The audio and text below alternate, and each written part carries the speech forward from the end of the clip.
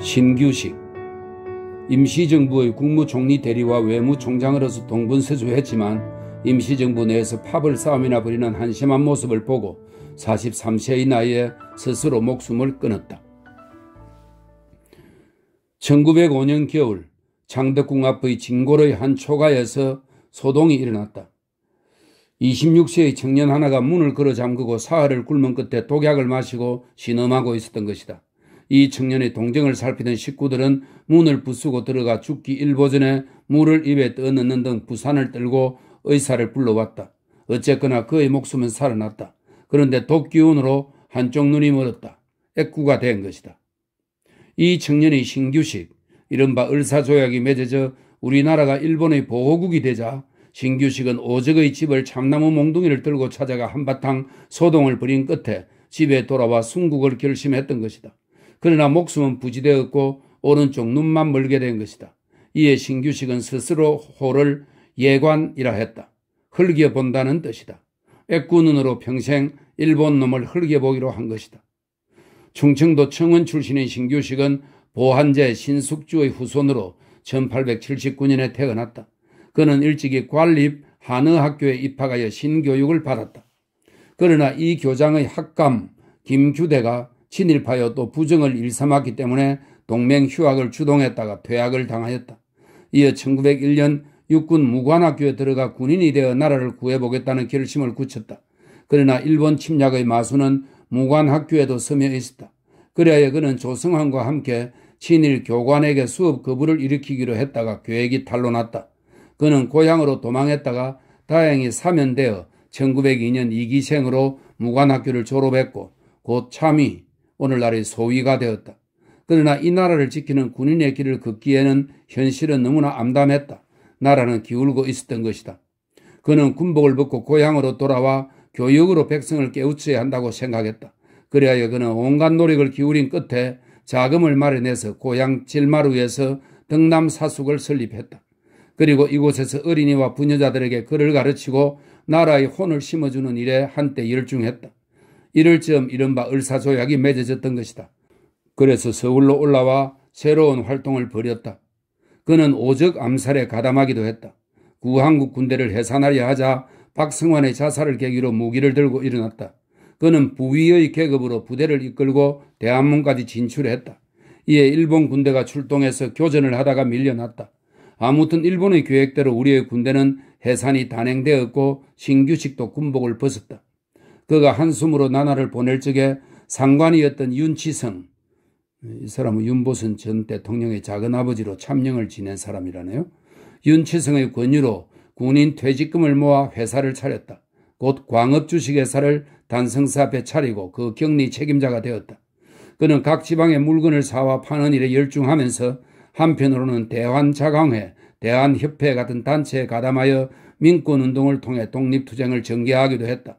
또 나철이 대종교를 창시하자 여기에도 들어가 활동했다.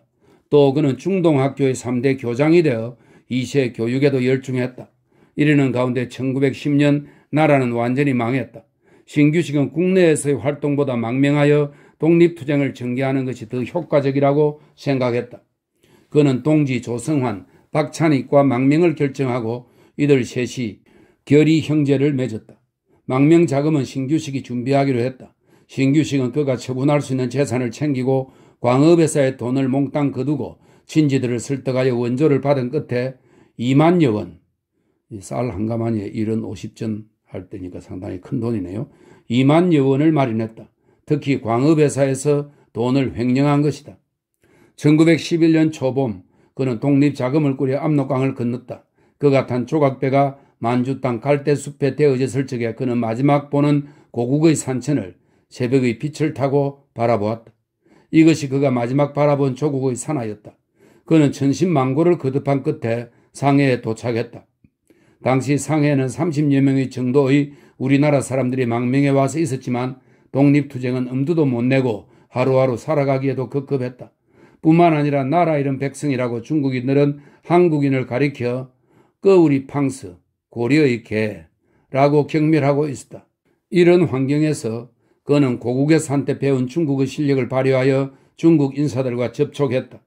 당시 중국에는 손문이 삼민주의를 내걸고 동맹회를 조직하여 군불과 봉건 왕조를 타도하려는 혁명운동이 열기를 뿜고 있었다.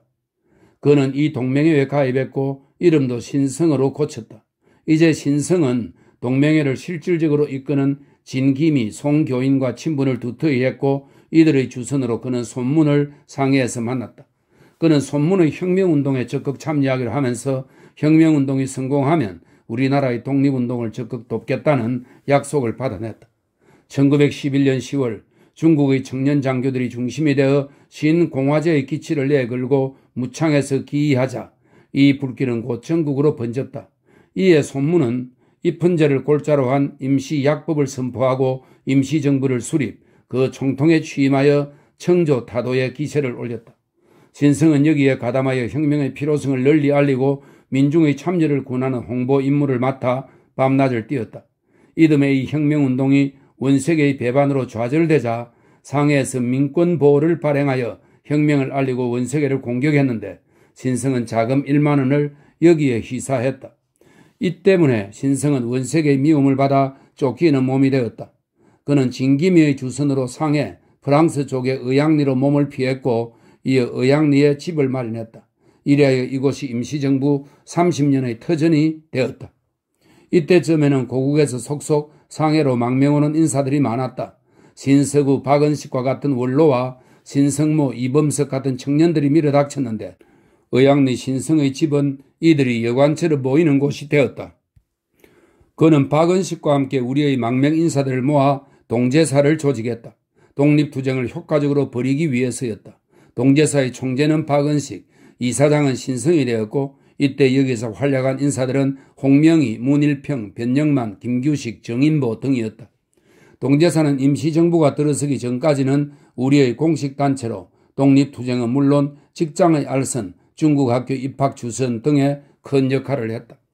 그는 박달학원을 설립하여 우리의 자제들을 교육시키면서 민족혼을 일깨우는 작업을 벌이고 있었다.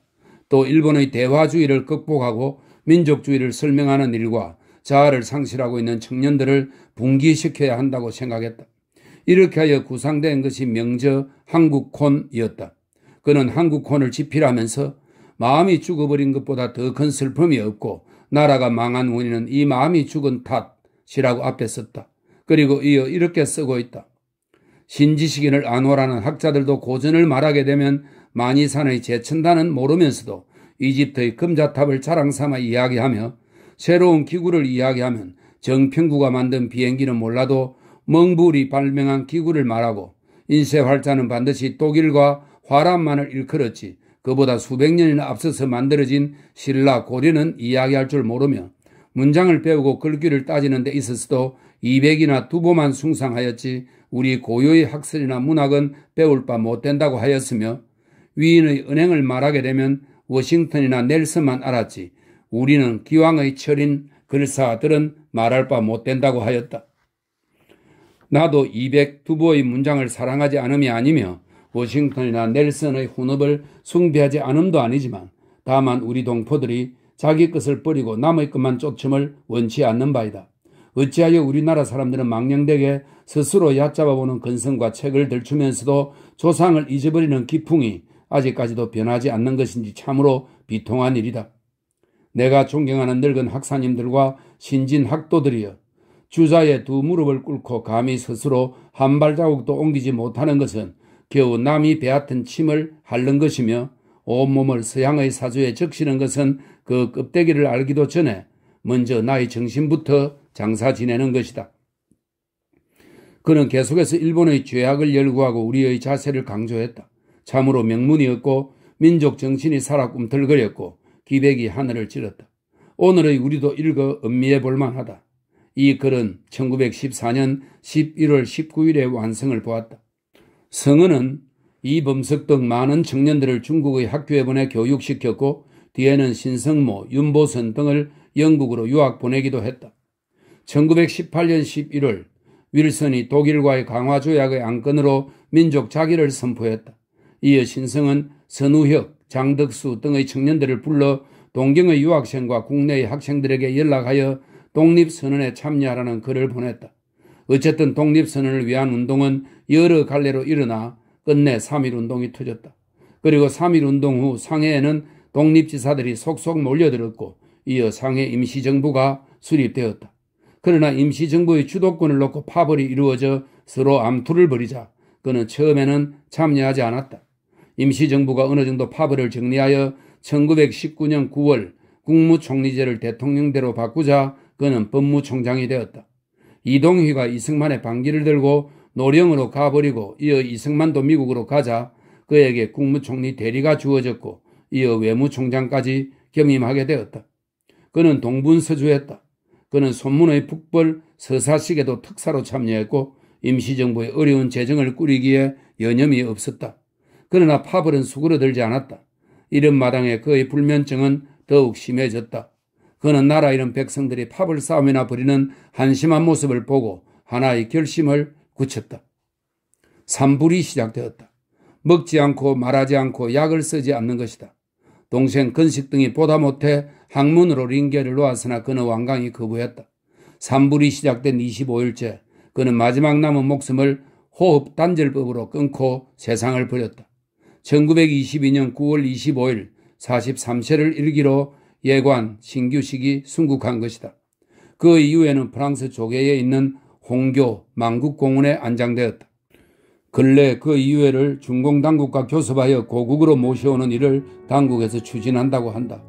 유엔아마 독립된 고국으로 돌아올는지 귀추가 주목된다.